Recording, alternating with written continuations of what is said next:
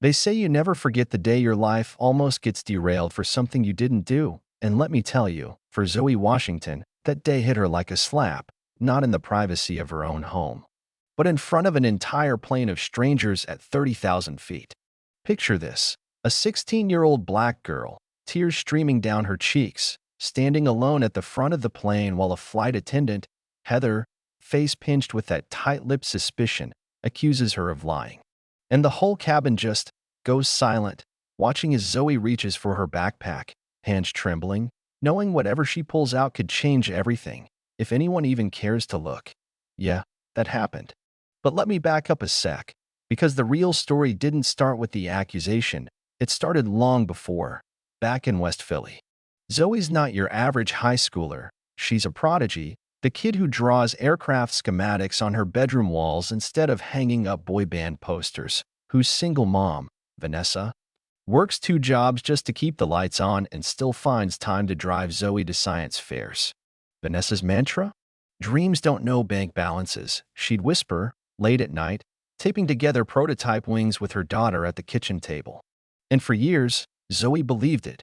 When the email came, Zoe was going to NASA's Elite Student Advancement Program, 6 weeks, 12 kids nationwide, mentorship with real aerospace engineers. Maybe even the start of a future none of her neighbors would have dared to imagine. You did it, baby, Vanessa cried, twirling her daughter in their tiny apartment until the neighbor banged on the ceiling with a broom. But reality crashed in quick: microaggressions at school, teachers wondering aloud if Zoe was diversity, not talent, friends' parents muttering about special quotas. Zoe ignored them. She had a NASA letter in hand and 6 months of overtime packed into her backpack in the form of a battered folder and a mother's pride. Thing is, Zoe had to fly to Houston alone. Her mom couldn't get off work, and they could barely swing the ticket as it was. Still, Vanessa did what black moms do best: prepped her for battle with blueberry pancakes, a bear hug that lingered too long, and the same warning she'd whispered since kindergarten: you gotta be twice as good to get half as far, and always stay calm, even when you shouldn't have to. Zoe repeated the words back, smiled like she meant it, and walked through security, getting randomly screened, while white travelers breezed by, her carry-on rifled through.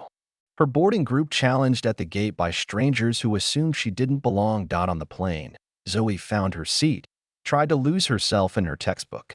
The Hendersons, Richard and Martha, retired engineers, sat beside her, and for a while, things felt almost normal. Richard asked about her reading, and when Zoe described her research on turbulence mitigation, his face lit up with real respect.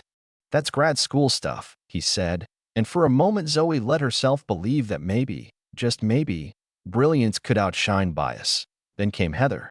She served drinks with a smile to every white passenger but passed Zoe by without a word. Zoe waited, asked politely, was ignored, until Mr. Henderson intervened, and suddenly a cup of water appeared. But just as Zoe reached for it, turbulence hit and her folder, her NASA letter, got soaked, the ink bleeding like her confidence. Heather returned, cold and formal, blaming Zoe for the mess, acting as if a water spill was a federal offense.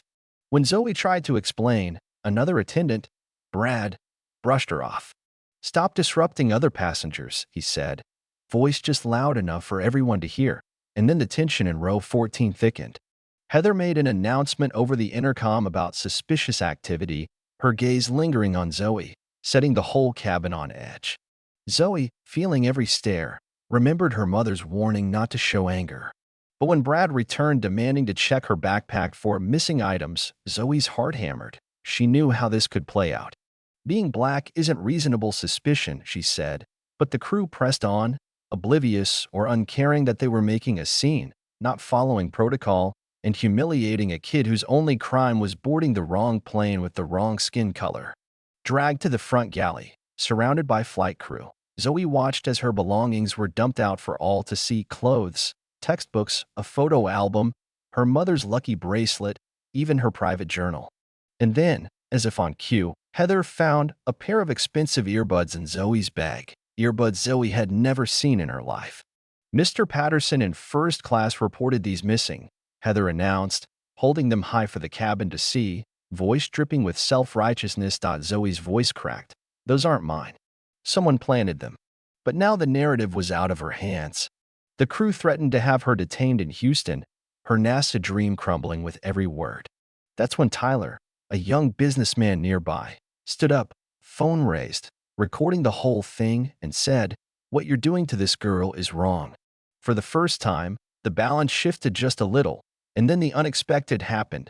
Martha Henderson, the tiny retired teacher, stood and declared, "This is racism. I taught for 43 years and I know what I'm seeing." Dr. Carter, a black physician from Houston, joined in, recording and promising testimony. Even Tyler began live streaming. But the crew doubled down, threatening to call police, isolate Zoe, anything to maintain control. That's when a little girl named Emily, sitting 3 rows up, changed everything. Her mother Laura, trying to distract her, had reviewed the footage Emily filmed for her airplane movie and found the smoking gun. Heather, caught on video, planting the earbuds while Zoe was in the bathroom. Laura stood up, tablet in hand, and handed the evidence to Zoe's defenders. Emily, loud and innocent, piped up, "Why did the lady put things in the girl's bag? That's lying." The whole cabin shifted, passengers demanding justice, an attorney threatening legal action, a retired judge vowing to testify. When the plane landed, police boarded. But this time, they listened. Evidence reviewed, witnesses ready, the airline manager called. Calvin and Heather, faces pale, tried to blame each other. But the video didn't lie. As Zoe unpacked her bag for all to see, NASA letter, research, letters of recommendation, her turbulence device, the captain, himself an ex-engineer, looked at her work and said, "This is remarkable. You built this yourself." Suddenly, the crowd wasn't seeing a criminal, but a genius nearly destroyed by a lie. Vanessa arrived at the airport, fierce and trembling, hugging her daughter tight, refusing to accept apologies. "This isn't over," she told the manager. And she meant it. Heather and Calvin were fired. Brad was suspended and soon dismissed. The airline issued a real apology. A scholarship fund was set up in Zoe's name, and NASA reached out directly. Her spot in the program not only safe, but celebrated. Emily started coding because of Zoe. The Hendersons funded more scholarships. Dr. Carter mentored her. The story went viral. The world watched and learned. A week later, Zoe stood at NASA, under the model of the International Space Station. Her backpack, the one almost used to end her dream, now in a museum display.